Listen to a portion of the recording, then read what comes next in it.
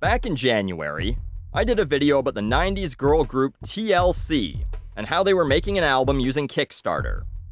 Since then, I've talked about Kickstarter a few times, but in case you forgot what side of the fence I'm on, here's a clip to jog your memories. When you pre-order something, which by the way I also don't do for video games or movies or things they make millions of copies of, they won't run out, and they especially won't run out of digital copies. You're generally only doing so when that thing is either nearly completed, or completed and just being mass-produced, printed, whatever.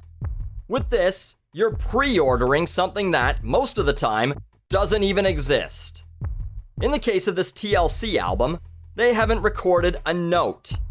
They may not even be finished writing the lyrics for their songs, or the music itself. Assuming they even write their own music or lyrics, maybe they need to pay for some of that too.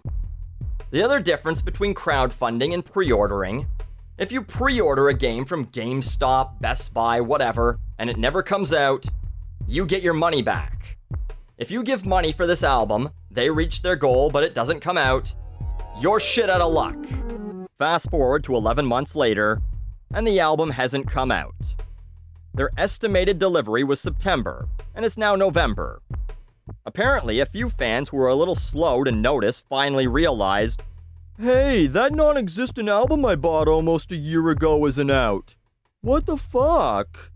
And got all pissy on Twitter, with tweets like, "When you're a TLC fan but remember they took yo money and ran, hashtag TLC is going to jail party.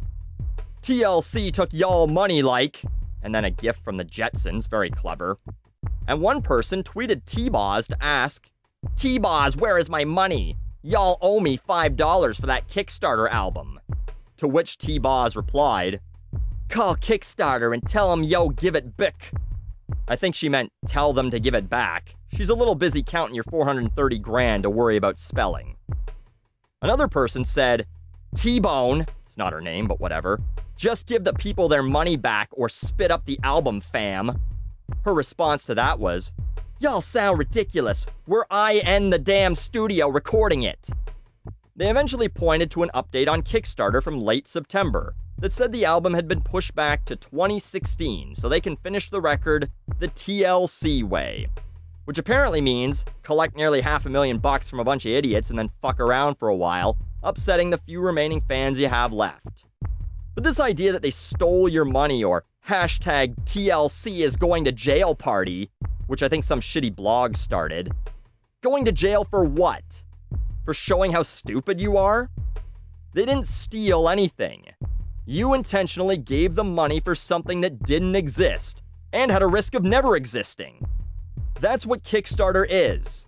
It says right on their website that they don't guarantee anything, that they don't offer refunds, and that if a creator is absolutely unable to complete the project and fulfill rewards, they must make every reasonable effort to find another way of bringing the project to a satisfying conclusion for their backers.